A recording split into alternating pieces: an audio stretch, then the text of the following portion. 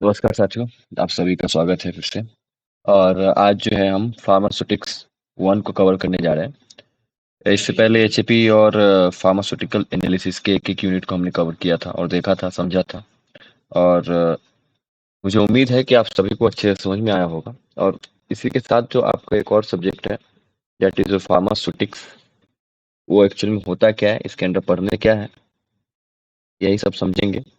ठीक है? और हम देखेंगे कि इसमें एक्चुअल फार्मास्यूटिकल का रोल क्या है। ठीक है? तो मुझे उम्मीद है कि आप सभी स्वस्थ होंगे, हेल्दी होंगे और अच्छे से पढ़ाई कर रहे होंगे। और इसी के साथ हम इस सब्जेक्ट को, इस टॉपिक को शुरू करते हैं।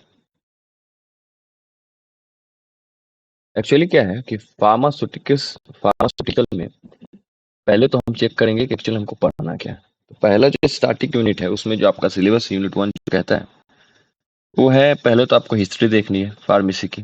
ठीक है? हिस्ट्री एंड बैकग्राउंड क्या रहा है उसका। फिर डोजेस फॉर्म पढ़ने हैं आपको, फार्माकोपिया पढ़ना है, लेकिन मैं फार्माकोपिया स्किप करूंगा क्योंकि इस पे आप मैंने ऑलरेडी जो है लेक्चर बना रखा है, तो आप उसको एक सेपरेटली देख सकते हो। फिर आपके प्रिस्क्रिप्शंस एंड पोस्टोलॉजी पढ़ना है। ठीक है? तो आज जो है हम हिस्ट्री और डोजेस फॉर्म को देखेंगे। और अगले वीडियो में हम कोशिश करेंगे कि यूनिट 1 को पूरी तरीके से खत्म कर दें। प्रिस्क्रिप्शन और पोस्टोलॉजी बहुत ही छोटा टॉपिक है।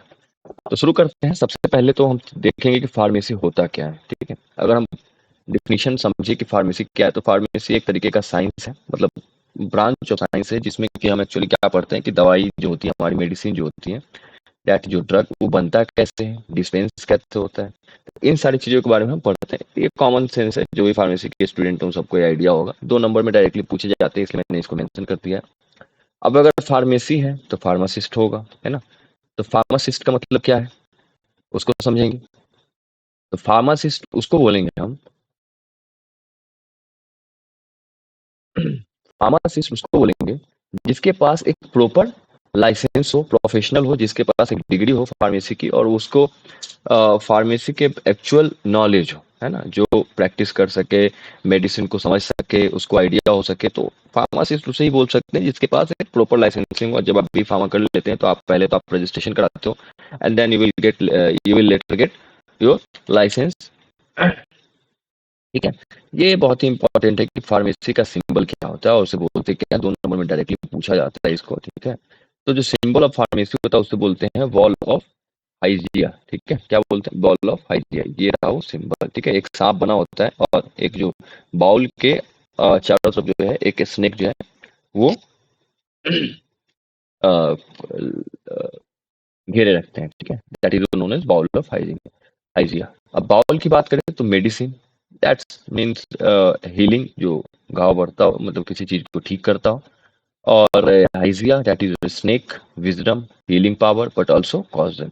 मतलब देखो, विजडम के पास, सॉरी, सांप के पास हीलिंग पावर तो है, उसके पॉइजन से बहुत सारी दवाइयां भी बनती हैं, लेकिन वो क्या है, साइड इफेक्ट भी शो करता है, पॉइजनस भी है। तो आपको कॉशियस भी रहना पड़ेगा, है ना? आपको जो है प्रिकॉशन भी लेना पड़ेगा। अब बात करें कि फादर ऑफ फार्मेसी किसे बोला गया था, तो that is William Proctor junior. 1817 से 1874 तक उनका लाइफ साइकिल रहा था। और इन्होंने पहली बार फार्मेसी को जागरूक किया था, और इसलिए इनको फादर ऑफ फार्मेसी के तौर पे जाना जाता है। ये भी डायरेक्टली पूछा जाता है, जीपीएट वगैरह में भी पूछा जाता है डायरेक्टली। अब जो है जो 5 या 10 नंबर में क्वेश्चन जो डायरेक्टली आता है, दैट इज योर हिस्ट्री। ठीक है?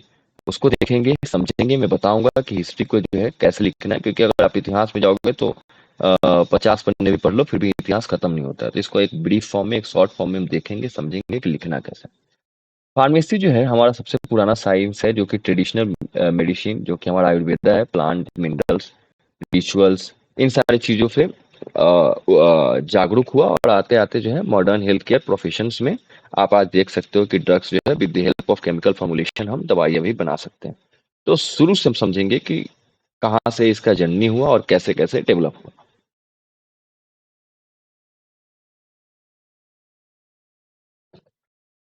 सबसे पहले देखते हैं हम एंशिएंट पीरियड। देखिए, जैसे इसमें मेंशन है ना, आप अगर वैसे लिखेंगे तो कोई नंबर नहीं कटेगा, आप इसका टेंशन नहीं। Babylonia that is 2000 BC. हम दो दो दो काल पढ़ते हैं, BC before Christ and AD anno domini. ठीक है? तो बेबीलोनिया जो है 2000 बीसी में first recorded prescription on clay tablet, ठीक है, क्ले टेबलेट पे पहला प्रिस्क्रिप्शन लिखा गया था। Physician were both doctor and pharmacist, उसमें फार्मासिस्ट को भी फिजिशियन बोला जाता था। फिर इजिप्ट चलते हैं, कब 1500 बीसी में, बढ़ते हैं आगे, ठीक है। पेपिराइसिस इवर्स मेडिकल मैन्युस्क्रिप्ट, मैन्युस्क्रिप्ट वो होता है जो कि पत्तों पे लिखा जाता था पहले, ठीक है, पेपर्स नहीं होते थे तो पत्ते पे लोग लिख के स्टोर करते थे। 800 प्रिस्क्रिप्शन और 700 ड्रग्स को उसने लिख के रखा था, 800 प्रिस्क्रिप्शंस को रखे थे। और मेनली जो है Honey, wine and natural extract के माध्यम से वो दवाइयाँ बनाते थे। चाइना चलते हैं, चाइना का भी इतिहास दवाइयों में बहुत ही अच्छा रहा है। 2000 टू 1000 बीसी सेन नुंग जो करके एक इम्परर थे, ठीक है, वो कंपाइल किए थे पेन टिसाओ में, जो कि 365 ड्रग्स जो है, जो कि मेनली प्लांट, एनिमल और मिनरल्स के बेस था, उसको बताया था। अब आते हैं इंडिया पे। इंडिया के बारे में आप जानते हैं, India is totally based on Ayurveda. पहले हमारा जो है आज भी आयुर्वेदा जो है आयुर्वेदा आज भी चल रही है, और आयुर्वेदा आयुर्वेदा लोग आज भी उस पर बहुत ज़्यादा भरोसा करते हैं, क्योंकि उसके साइड इफेक्ट्स ना के बराबर होता है। तो चरक संहिता एंड सुश्रुत संहिता, ये एक दो बुक हैं जो कि हर्बल मेडिसिन और सर्जरी पे लिखे गए हैं। तो ये डायरेक्टली दो दो नंबर क्वेश्चन में ये दोनों के नाम पूछे जाते हैं, तो इस पे आप फोकस रहेंगे, ठीक है। अब ग्रीस चलते हैं, 400 बीसी देख लो, बीसी सब हम लोग एडी में भी घुसेंगे। हिप्पोक्रेट्स फादर ऑफ मेडिसिन कहा गया है ना। फर्स्ट सेंचुरी एडी में डायोस्कोराइड्स जो थे, वो डीमेट्रिया मेडिका, जो कि 600 प्लांट जो मेडिसिनल प्लांट थे उसको डिस्क्राइब किया। गेलेन 131 से 200 एडी में जो है ड्रग कैसे बनता है उसको बताया था, और उसको कहा था गेलेनिसियर, गेलेनिकल, ठीक है। तो गेलेन का भी बहुत बड़ा रोल था। हमने एनिशियन पीरियड देखा, अब मेडिवल पीरियड देखते हैं, जो कि 5th से 15th सेंचुरी के बीच में था। पहला जो है अरब का कंट्रीब्यूशन किया था। अरब जो है फार्मेसी को एक तरीके से अलग सेपरेट फॉर्म में देखता था, ठीक है। और बगदाद जो है ड्रग का ट्रेडिंग का सेंटर बन गया उस समय। और पहला शॉप जो है अरब में 8th सेंचुरी में खोला गया था, ठीक है। एबिकाना 980 टू 137 एडी। आप ये डेट को ना पक्का से लिख के आएंगे, डेट अगर नहीं रहेगा ना तो फिर कोई मतलब नहीं। कैनून ऑफ मेडिसिन, ठीक है, जो कि यूरोपियन कंट्री के रेफरेंस के तौर पे एक कैनन लिखा था जो कि मेडिसिन के ऊपर था। अगला देखते हैं हम, Europe pharmacy gradually become a distinct profession. धीरे धीरे क्या हुआ कि फार्मेसी बढ़ती गई, पहले दवाइयाँ बना प्लांट पे निर्भर थे, फिर दवाई जब बनाने लगे तो हम दवाई के शॉप खोले, फिर क्या है कि प्रोफेशन में आ गया, मतलब हम उसको एक बिजनेस के तौर पे हम उसको देखने लगे, ठीक है। अगर हम समरी फ्लो की बात करते हैं तो पहला हमारा एंशिएंट था, मेनली हर्ब्स और ट्रेडिशन पे फॉलो करता था। Egypt, China, India, Greece mainly जो थे, इन सारे देशों में ये ज़्यादा फेमस था। मेडिवल में अरब जो है सेपरेटेड फार्मेसी स्टैब्लिशेस शॉप्स वगैरह, मतलब शॉप के स्टैब्लिशमेंट शुरू हो गया। रेनेसांस केमिस्ट्री इंटर्ड फार्मेसी, मतलब कि केमिस्ट्री का यूज जो है फार्मेसी में होने लगा। और जो आज इंग्लिश दवाइयाँ होती है जो बन रही है मेनली जो है वो केमिकल बेस्ड होता है। फिर 19th सेंचुरी में प्योर ड्रग जो है आइसोलेट करना लगा, और फिर फार्मेसी स्कूल्स बनने लगे, आज जहाँ आप पढ़ रहे हैं फार्मेसी कॉलेज बनने लगे। 20th सेंचुरी में इंडस्ट्री एंटीबायोटिक का डिस्कवरी हो गया था, वैक्सीन आने लगे। और इंडिया जो है आप जान ही रहे, आयुर्वेदा मॉडर्न फार्मेसी जो है, Emil Shroff father of Indian pharmacy बोला जाता है, ठीक है। इसके बारे में भी हम देखेंगे।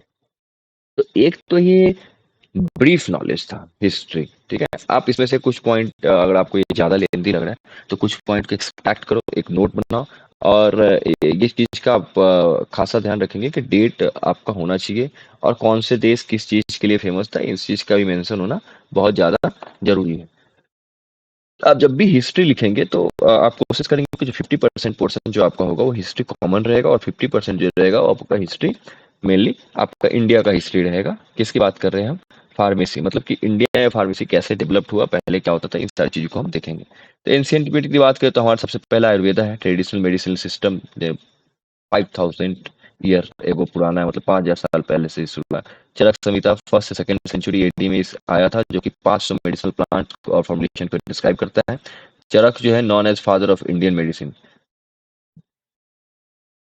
अब हम बात करते हैं सुश्रुत संहिता। मैंने सॉरी ये दो बुक बता दिया था, ये दो एक हस्ती थे जो कि आयुर्वेदा को डेवलप करने में बहुत ज्यादा इंपॉर्टेंट, मतलब रोल इनका था।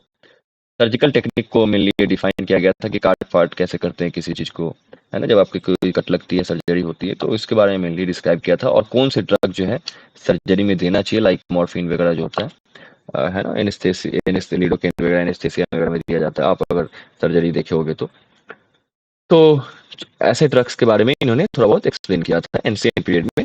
ठीक है, अब हम बात करते हैं मेडिवल पीरियड में, ताकि डेवलपमेंट ऑफ यूनानी सिस्टम जो है हमारा आने लगा था जब दिल्ली सल्तनत और मुगल का समय था। हकीम उस समय बोले जाते थे। ठीक है, और वो प्रिस्क्राइब करते थे यूनानी ड्रग को, और वो भी मेनली हर्बल ड्रग्स ही होता था, सिरप्स के फॉर्म में, एलिक्सर्स के फॉर्म में, ये सारे के फॉर्म में होते थे। और हकीम आते थे, आपको चेक करते थे और फिर दवाइयाँ देते थे। तो ये मेनली जो है जब हमारे भारत में राजा लोगों का काल था तो उसमें हकीम की चलन बहुत ज्यादा थी। कॉलोनियल पीरियड जो कि 18 से 19 सेंचुरी, अभी हम 21 सेंचुरी में इंटर करने वाले, तो इससे पहले की century. India mainly dependent heavily on imported medicine from Britain. उस समय जब अंग्रेजों की राज थी तो मेनली ब्रिटेन पे डिपेंडेंट थे। अपना कुछ भी फार्मास्यूटिकल एजुकेशन का कोई स्ट्रक्चर नहीं था, कोई कॉलेज नहीं था, कोई लैब ज़्यादा डेवलप नहीं थे, तो मेनली जो थे वो हम बाहर से ही दवाइयाँ मंगाते थे। Indigenous medicine content but lacked scientific standard. यहाँ के चलन तो आ गया था इंडस्ट्री में, लेकिन जो उसमें एक्चुअल साइंटिफिक स्टैंडर्ड होना चाहिए, जो एक प्रोसीजर होता है, बेसिक प्रोसीजर, वो उसको मैच नहीं कर पाता था, इसलिए वो ज़्यादा कारगर भी साबित नहीं होता था। अगर हम मॉडर्न इरा की बात करें, दैट इज 20th सेंचुरी, आज की बात करें, तो फार्मेसी एजुकेशन बिगिन हो गए थे। हमारे एक प्रोफेसर महादेवा लाल श्रॉफ, जो कि दरभंगा बिहार से बिलोंग करते हैं, उन्होंने पहली बार बी फार्मा कोर्स को वाराणसी हिंदू यूनिवर्सिटी में इंट्रोड्यूस किया था। इनका बहुत ज़्यादा इंपॉर्टेंट रोल है इंडिया में फार्मेसी को लाने में और इंडियन फार्माकोपिया को डेवलप करने में। इसलिए इनको जो है father of pharmacy education of India भी बोला जाता है। अगर फादर ऑफ फार्मेसी और इन वर्ल्ड बोला जाए तो विलियम पोर्टर आप बोलना, विलियम पोर्टर जूनियर। और अगर फादर ऑफ इंडियन फार्मेसी बोला जाए तो आप क्या बोलोगे? एमएल श्रॉफ। ठीक है, जो कि बिहार से बिलोंग करते थे। इनका जो मेनली जो काम था, एक एम था कि फार्मासिस्ट को बनाना है और हमारे इंडिया में ज़्यादा से ज़्यादा इंडस्ट्री होनी चाहिए। इंडस्ट्री अगर होगा तो मैन्युफैक्चर बढ़ेंगे, दवाइयाँ बढ़ेंगे और चीज़ें जो होंगी अच्छी हो जाएंगी, हमें डिपेंडेंट नहीं होना पड़ेगा किसी भी देश को। फार्मास्यूटिकल इंडस्ट्री धीरे धीरे डेवलपमेंट, आपको पता है आजकल बहुत सारे इंडियन फार्मास्यूटिकल कंपनी जो है डेवलप हो गए हैं और दवाइयाँ अच्छी बनने लगी है। तो आज़ादी के बाद जो है इंडस्ट्री का चलन अचानक से बढ़ गया। ठीक है, जेनरिक मेडिसिन कुछ कम प्राइस में बनाना शुरू कर दिए, फॉर्मुलेशंस को बाहर से खरीदते थे और क्या करते थे, उस फार्मूला के बेसिस पे यहाँ पे अपने देश में दवाइयों को बनाते थे। तो ये भी एक तरीका जो था लोगों तक दवाइयाँ पहुँचाने का अच्छा जरिया था। ठीक है, और धीरे धीरे इंडिया जो है एक फार्मेसी का एक मतलब आप बोल सकते हो कि फार्मेसी का बहुत बड़ा हब बन गया। ठीक है, और मेनली जेनरिक मेडिसिन का। देखो, जेनरिक और ब्रांडेड मेडिसिन में फर्क पता है क्या आपको? आप इससे ये मत समझा कि जेनरिक मेडिसिन का मतलब होता है low grade medicine. Generic medicine वो होता है जब कोई भी कंपनी क्या करती है, दवाइयाँ जब बनाती है, लाइक आप सिप्ला को उठा लो, सिप्ला एक ब्रांड है और वो कोई दवाई बना रही है, तो दवाई जब बनाती है तो उसमें एक फॉर्मुलेशन होता है, इंग्रेडिएंट्स होता है, जिसको आप सॉल्ट भी बोलते हो। तो जो बेसिकली सॉल्ट होता है जिसका वो फॉर्मुलेशन कर रहा है, उसके जो राइट्स होते हैं, पेटेंट्स होते हैं, उसको वो पेटेंट करा के रखा रहता है अपने पास। ठीक है, और एक समय के बाद क्या होता है कि उस पेटेंट को ना वो रिलीज कर देता है, मतलब कि उस फॉर्मुलेशन को आप सबको यूज कर सकते हो खरीद के। तो जो अदर छोटे छोटे कंपनियां होती है, सिप्ला के पास जाएंगे, वो क्या कहेगी कि आप अपना ये फॉर्मुलेशन मुझे दे दो। तो सिप्ला क्या करेगी कि ये भाई ले तू फॉर्मूला और बना तू दवाई। तो उसको हम क्या बोलते हैं? Generic medicine.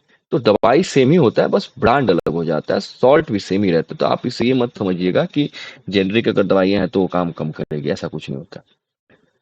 अब हम बात करते हैं इंडियन फार्माकोपिया, पहली बार 1955 में पब्लिश हुआ था। ड्रग स्टैंडर्ड्स के बारे में उसमें क्वालिटी चेक, क्वालिटी एश्योरेंस, सारी चीज को मेंशन किया गया था और उसका रेगुलेशन दिन प्रतिदिन होते जा रहा है। अभी तक लेटेस्ट इंडियन फार्माकोपिया पढ़ते हैं, 2022 का पढ़ते हैं, और अभी भी नया नया फार्माकोपिया दिन प्रतिदिन मॉडिफाइड और रेगुलेट होते जा रहा है।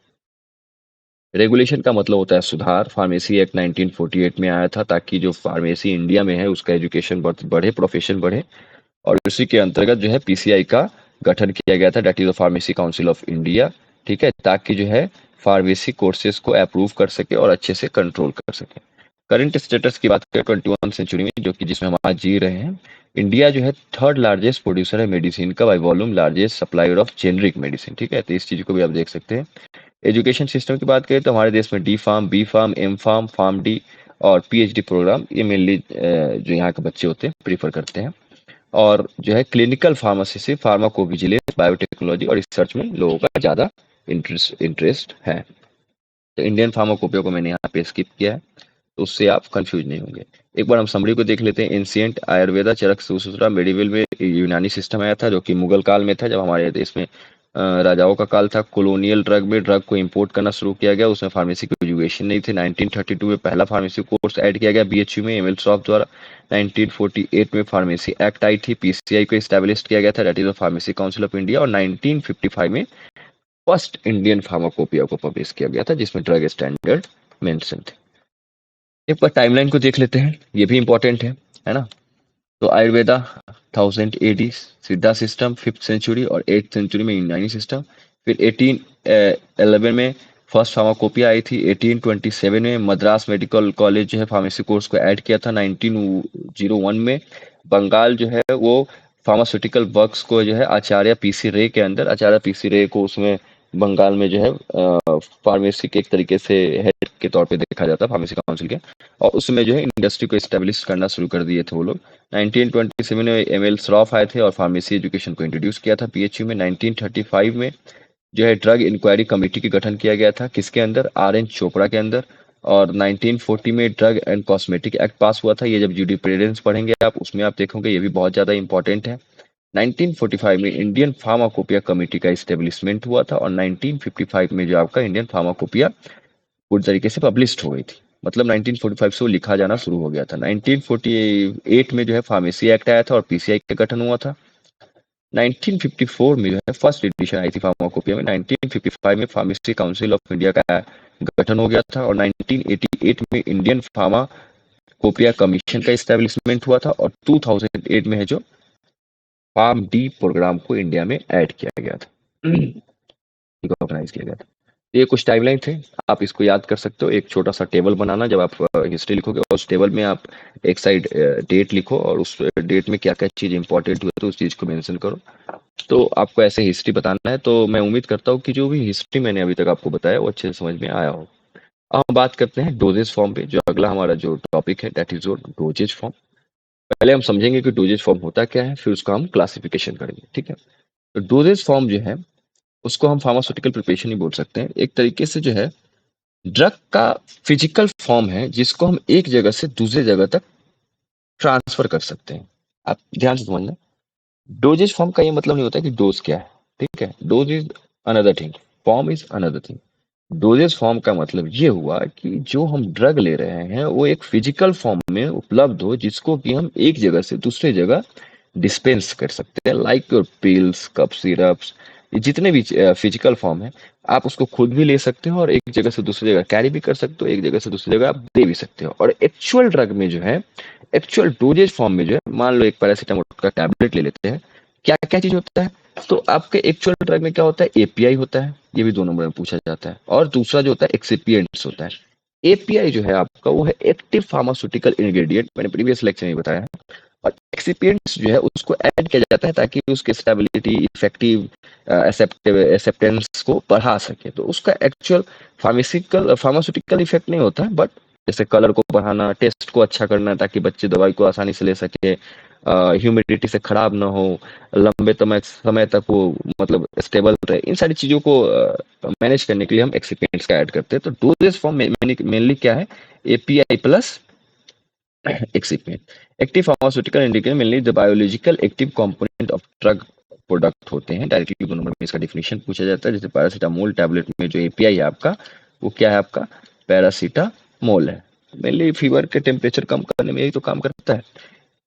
एक्सिपिएंट्स मेनली इनएक्टिव सब्सटेंस होता है। इनएक्टिव इसलिए कह रहे हैं क्योंकि इसका जो है बायोलॉजिकल इफेक्ट कोई नहीं होता बॉडी पे। लाइक लैक्टोज है, लैक्टोज टेस्ट के लिए, स्टार्च, सेलुलोज, ये सारे जो है ना, सेफ, साइज, स्टेबिलिटी, इन सारी चीजों को मैनेज करने के लिए होता है। तो आप डोजेज फॉर्म समझ गए, डेफिनेशन समझ गए, अब क्लासिफिकेशन को हम चेक करते हैं। तो पहला क्लासिफिकेशन जो हम देखेंगे ऑन फिजिकल स्टेट, मतलब कि वो किस फॉर्म में है, solid, liquid, semi solid, gaseous, किस फॉर्म में उपलब्ध है हमारे हमारे इन्वायरमेंट में, उस पर बात करेंगे। तो पहला हमारा आता है सॉलिड डोजेज फॉर्म, ठीक है। सॉलिड डोजेज फॉर्म में पहला आ जाएगा टैबलेट, फिर capsules, pills, powders, granules, lozenges, ये हमारे मेनली जो ट्रैकियाज होते हैं, ट्रैकियाज बोलता हूँ मैं, जो हमारे गर्दन वाले जो फिजिकल पार्ट्स में होते हैं उनके जो दवाई देते हैं, और कैचेट्स होते हैं, ठीक है। तो आप इसके एक एक लाइन एक्सप्लेन भी कर सकते हो, ना भी करोगे तो, क्योंकि डायरेक्टली क्लासिफिकेशन पूछा जाता है, तो आप क्लासिफिकेशन एक प्रॉपर एक टेबुलर फॉर्म में बनाओ, ठीक है, चार्ट फॉर्म में बनाओ तो ज्यादा अच्छा लगता है। दूसरा जो है लिक्विड डोजेज फॉर्म में आता है आपका सॉल्यूशन, जिसमें आप सिरप, कप सिरप वगैरह भी पीते हैं, सस्पेंशन, इमल्सन, ठीक है, लिंक्टस और माउथ वॉशेस एंड गार्गल्स।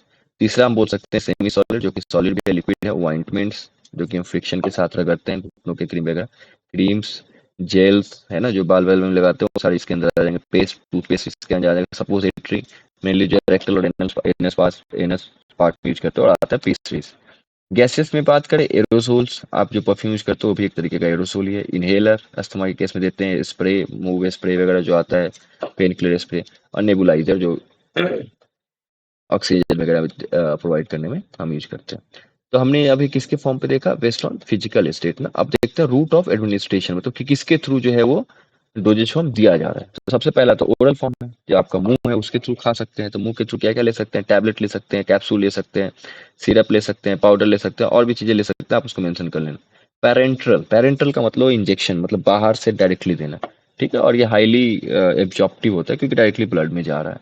तो इंट्रावेनस, डायरेक्टली वेन में देना, मसल्स में देना, इंट्रामस्कुलर, सबक्यूटेनियस, फिर इंट्राकार्डियल भी होता है, डायरेक्टली हार्ट में देना, और भी सारे होते हैं। आप बस एग्जांपल के तो 3 4 लिख दोगे सही हो जाएगा। टॉपिकल मतलब ऊपर स्किन में, है ना, अंदर नहीं। तो टॉपिकल में क्या लगा सकते हैं, क्रीम लगा सकते हैं, ऑइंटमेंट लगा सकते हैं, लोशन लगा सकते हैं, जेल लगा सकते हैं। इनहेलेशन मतलब कि जो सांस लेके, एरोसोल, इनहेलर, नेबुलाइजर, इन सारी चीजों को। रेक्टल में आप सपोजिटरी, इनेमा, बच्चों में इसका मेनली ज्यादातर यूज किया जाता है। वेजाइनल में पिजरीज, वेजाइनल टैबलेट, क्रीम्स, इन सारी चीजों को आप फीमेल मेनली यूज करती है। ऑप्थेल्मिक, आई ड्रॉप वगैरह, है ना, उसको ऑप्थेल्मिक बोलते हैं। ओटिक जो कि मेनली ईयर के लिए बना होता है दवाई, ईयर ड्रॉप। और नेसल में नेसल स्प्रे और नेसल ड्रॉप को भी आप यूज कर सकते हैं। तो आप जब लिखोगे ना क्लासिफिकेशन, तो प्रॉपर चार्ट फॉर्म में लिखोगे। मैंने आखिरी में 2 फोटोज अटैच किए हैं, आप उसको देख लेना, अच्छे से समझ में आ जाएगा। और एक एक लाइन चाहो तो आप एक्सप्लेन कर सकते हो कि ओरल जो है मेनली ऐसे दवाई जो, ऐसे ड्रग जो माउथ या बक्कल कैविटी के थ्रू इनहेल लेते हैं, पेरेंटल जो मेनली इंजेक्शन के थ्रू लेते हैं, टॉपिकल जो मेनली स्किन, ऐसे आप एक्सप्लेन कर सकते हो छोटा छोटा पॉइंट। अब बात करते हैं बेस्ड ऑन रिलीज पैटर्न की, दवाई जो एक्चुअल रिलीज कैसे हो रहा है। इमीडिएट रिलीज, दवाई लिया और क्विक एक्शन कर रहा है। सस्टेन रिलीज मतलब कि थोड़े देर के बाद रिलीज कर रहा है। कंट्रोल रिलीज, हम अपने अकॉर्डिंग उसको रिलीज करवा रहे हैं। डिले रिलीज, इंटेरिकोटेड मतलब अभी दवाई खाएं और वो 24 आवर बाद अपना काम शुरू करना शुरू किया, ऐसा भी होता है। और target drug delivery system, TDS, मतलब कि हमको एक्चुअल जिस पॉइंट को टारगेट करना है वहां पे ड्रग जाके रिलीज हो रहा है। तो ये भी एक तरीके से हमारा जो है ट्रक का डोजेज फॉर्म का क्लासिफिकेशन। देखो आप ऐसे ही इसको एक्सप्लेन कर सकते हो। हमने रूट ऑफ एडमिनिस्ट्रेशन पढ़ा, ओरल देखा, रेक्टल देखा, टॉपिकल देखा, पेरेंटल भी देखा, नसाल भी देखा, और ऑप्थेल्मिक भी देखा, है ना, और सबके एग्जांपल आप ऐसे दे सकते हो, ठीक है। और फिर आप डोजेज फॉर्म में फिजिकल फॉर्म के बेसिस पे भी कर सकते हो, सॉलिड, है ना, लिक्विड और सेमी सॉलिड। तो आप ऐसे एग्जाम में आप बना सकते हो, चार्ट बना सकते हो। तो आज जो है हमने हिस्ट्री देखा, फार्मेसी एक्चुअल में होता क्या है, पढ़ते क्यों हैं, डोजेज फॉर्म क्या होता है, इन सारी चीज़ों को समझा। तो फार्मास्यूटिक्स में हमें मेनली यही सारी चीज़ें पढ़ने हैं। अगले लेक्चर में आप देखोगे पोस्टोलॉजी क्या होता है, प्रिस्क्रिप्शंस कैसे बनाते हैं उसको देखोगे। और इन सारे पॉइंट से बहुत सारे क्वेश्चंस आते हैं और बहुत ही आसान है। तो स्कोरिंग एरिया है, आसान एरिया। तो आप एक बार इसको रीड करोगे, खुद से पढ़ोगे, तो आपको जरूर समझ में आया होगा। तो मुझे मुझे उम्मीद है कि आप सभी को समझ में आया होगा। और अगर समझ में आया होगा तो बस आपको कुछ नहीं करना है, सब्सक्राइब करना है, अपने दोस्तों को शेयर करना है और लाइक करना। अगर कुछ भी समझ में ना आए तो कमेंट बॉक्स में आप बेफिक्र होकर बता सकते हैं, और मैं कोशिश करूंगा कि जैसे ही यूनिट कवर हो जाएगा इसके नोट्स जो है डिस्क्रिप्शन बॉक्स में आ जाएंगे। तो आज का लेक्चर यहीं तक था।